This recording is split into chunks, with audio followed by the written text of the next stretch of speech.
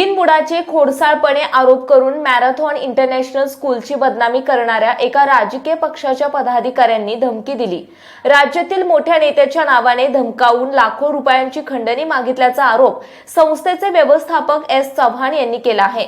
माझं नाव मिसेस रोहिणी लाड, मी मुख्याध्यापिका आहे मॅरेथॉन इंटरनॅशनल स्कूलची।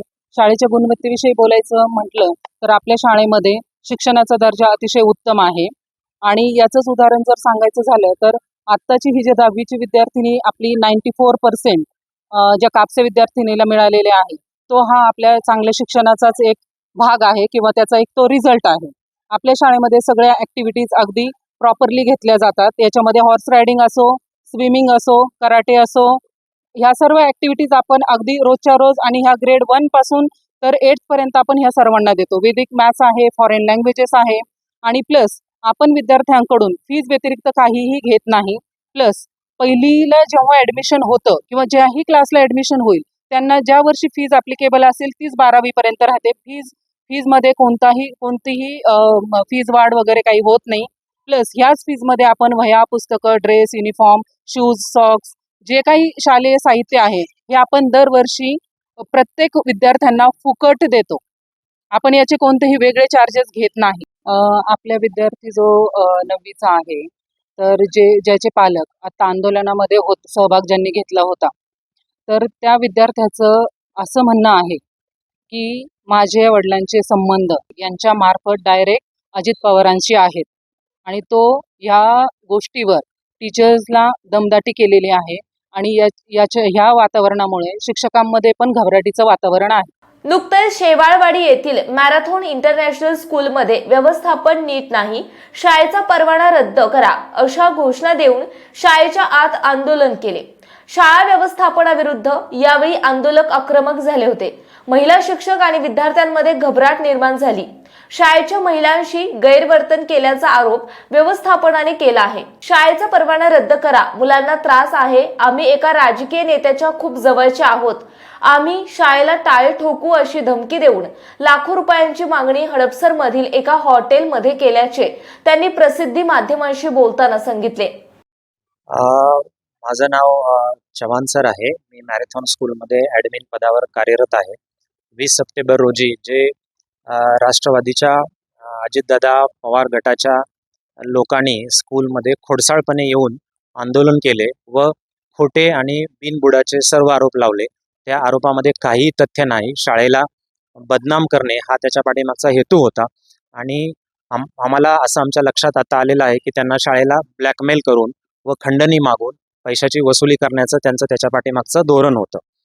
काल सोमवारी हॉटेल इथे डॉक्टर शंतनू जगदाळे व त्यांचे कार्यकर्ते यांच्यामार्फत 2 वेळा हॉटेलमध्ये हडपसरमध्ये बोलवण्यात आले व त्यांनी मला असं सांगितले की तुम्हाला जर शाळाला जर थांबवायचं असेल की आम्ही जी बदनामी वाढवतच राहणार आहे, आम्ही शाळेला भविष्यामध्ये तुम्हाला शाळेच्या समोर आम्ही बेमुदत उपोषण करणार, वारंवार आम्ही मीडियाला शाळेमध्ये बोलवून घेणार आणि तुम्हाला तुमच्या शाळेला लॉक आणि टाळं ठोकल अशी पूर्णपणे आम्ही तयारी चालू केलेली आहे।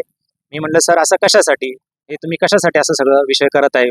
जो काय विषय झालता छोटासा, तुमच्या मुलाला काय एखादी 2 चापट शिक्षकांनी पनिशमेंट म्हणून डिसिप्लिनसाठी दिली असेल, पण त्याच्यामध्ये एवढं काय विषय वाढवायचं काय कारण नाही आहे। हॉटेलमध्ये 2 वेळा जे कार्यकर्ते राष्ट्रवादीच्या शंतनू जगदाळे मार्फत, जायभाय, त्याच्यानंतर तो गणेश ढाकणे यांच्यामार्फत जे लोक आले होते त्यांनी आम्हाला 17 ते 18 लाख रुपये तुम्हाला जे कार्यकर्ते आंदोलनाला आलेले आहेत त्यांना तुम्हाला द्यावे लागतील, नाहीतर आम्ही शाळेच्या समोर बेमुदत उपोषण करू आणि शाळेला जेवढं बदनाम करता येईल तेवढं आम्ही बदनाम करू आणि शाळेचं कामकाज बंद पाडू असं त्यांनी बोललं। लोकल न्यूज चॅनेलवाले परवा इथं आंदोलनाच्या दिवशी आलेला होता, त्याने पण त्यांच्या मार्फत पैशाची मागणी केली। आम्हाला जर ही बातमी थांबवायची असेल तर आम्हाला पैसे द्यावे लागतील असं त्यांनी आम्हाला त्यांच्या मार्फत सांगितलेलं आहे। हे सर्व पुरावे हॉटेलमध्ये CCTV मध्ये तुम्ही चेक करू शकता। ते CCTV फुटेज डिलीट होता कामा नये। परवानगी आहे 2019 पासून शाळेला परवानगी आहे। सर्व परवानगीचे पेपर इथे माझ्यासोबत आहेत। शाळेच्या परवानगीचे तुम्ही हे बघू शकता। शाळेचा हा परवानगीचे पेपर आहेत। संस्थेचा हा शासन निर्णय आहे। त्याच्यानंतर हे संस्थेचे नोंदणीचे प्रमाणपत्र आहेत सर्व। आमच्याकडे सगळे परवानगीचे पेपर आहेत शाळेकडे सर्व। त्यानंतर काल त्यांनी ज्यावेळेस आम्हाला हॉटेलमधनं बाहेर निघाल्यानंतर आम्ही इमिजिएटली म्हणजे आमच्या वरिष्ठांनी मुख्यमंत्री कार्यालयात संपर्क साधला आणि त्यांना असं सांगितलं की आम्ही त्यांना असं सांगितलं की ते आमच्याकडनं खंडणी स्वरूपात पैसे मागत आहे, नाहीतर आम्ही आंदोलन तीव्र करतो असं त्यांनी सांगितलं. त्यानंतर मुख्यमंत्री कार्यालयातून ऑफिसमधून एका व्यक्तीचा फोन डॉक्टर शंतनू जगदाळे यांना आलेला आहे आणि त्यावेळेस माझं डॉक्टर शंतनू जगदाळे आणि ते जे व्यक्ती आहेत त्यांचा कॉन्फरन्स कॉल झाला. त्यावेळेस मी त्यांनाही सांगितलं की ह्यांनी 17 ते 18 लाख रुपये खंडणी ह्यांच्या माणसामार्फत आणि ब्लॅकमेल करून पैसे मागत आहेत. त्यानंतर काल संध्याकाळी परत शंतनू जगदाळेंनी मुख्यमंत्री ऑफिसच्या रिलेटेड जो माणूस आहे त्यांच्याशी कॉन्टॅक्ट केला आणि त्यांना सांगितलं की साहेब, हा विषय तुम्ही CM साहेबांकडे घेऊन जाऊ नका, हा विषय आपण खालच्या लेवलला मिटू, आम्ही हा विषय वाढवत नाही, पुढे आम्ही याच्यामध्ये कुठलंही आंदोलन वगैरे काही करणार नाही, असं त्यांनी तिथं वरती आम्हाला सांगितलेलं आहे.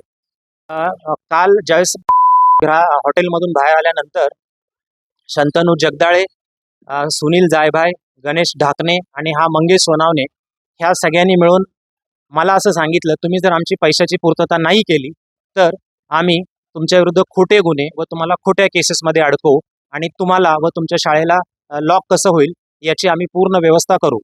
जर भविष्यामध्ये आमच्या शाळेवरती किंवा माझ्यावरती किंवा आमच्या कुठल्याही स्टाफवरती काही आपत्ती आली तर हे 4 लोक त्याच्यासाठी पूर्णपणे जबाबदार असतील. याच्यामध्ये आम्ही ऑलरेडी तक्रार आम्ही शिक्षण विभागाला पण दिलेली आहे आणि अजितदादा पवार साहेब यांना पण आम्ही तक्रार दिलेली आहे आणि शिक्षण विभागाला पण आम्ही तक्रार ईमेलद्वारे पोहोचवलेली आहे.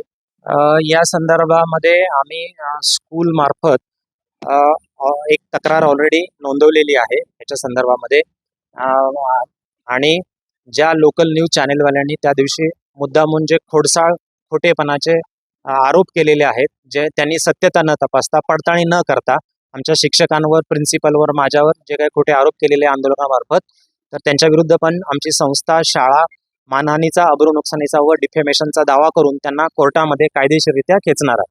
धमकावण्यात अशा पद्धतीने आलं, काल ज्यावेळेस हॉटेलमध्ये गेलो त्यावेळेस त्यांच्याच एका कार्यकर्त्यांनी मोबाईल काढून मला दाखवला.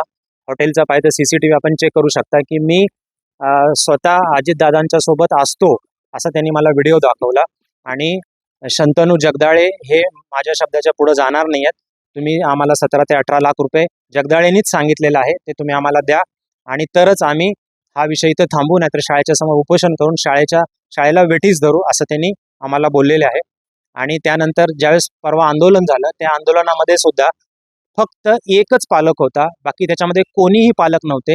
ह्या लोकांनी खूप साऱ्या पालकांना कॉन्टॅक्ट केलं की आम्ही शाळेमध्ये आंदोलन करणार आहे, तुम्ही पण तिथे या, पण कोणताही पालक काल त्या दिवशी आंदोलन आलं नाही. फक्त राजकीय नेते, आंदोलन करते ते पैशासाठी फक्त इथं आलेले होते. त्यांना शाळेला ब्लॅकमेल करायचं होतं व खंडणी मागायची होती, हे याच्यातून सिद्ध पूर्णपणे झालेलं आहे. आणि हे लोक पार्टीचा नावाचा वापर करून, पार्टीला बदनाम करून अशा पद्धतीचे गैरप्रकार हे लोक करत आहेत.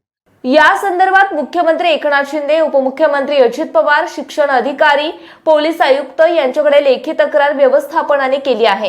पुणे जिल्हा उपाध्यक्ष राष्ट्रवादी काँग्रेस पार्टी शरदचंद्र पवार साहेब, त्याच्या लोकांनी पैशासाठी, खंडणीसाठी विद्यार्थ्यांना त्रास होईल असं वक्तव्य केलं आहे.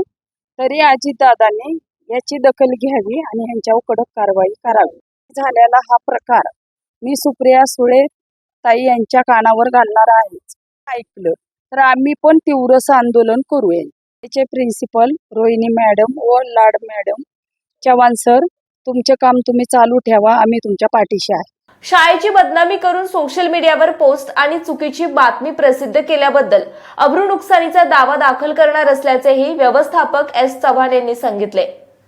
मॅरेथॉन इंटरनॅशनल स्कूलच्या अनेक पालकांची तक्रार माझ्याकडे होती की ते शाळेचे दप्तर, इतर हे शिक्षक नाहीत किंवा जे शिक्षक आहेत त्यांना 2 महिन्यानंतर काढलं जातं, त्यांचे पगार दिले जात नाही. त्याविरुद्ध आम्ही पोलीस प्रशासनाला अर्ज दिला होता की आम्ही शाळेपुढे आंदोलन करणार आहोत.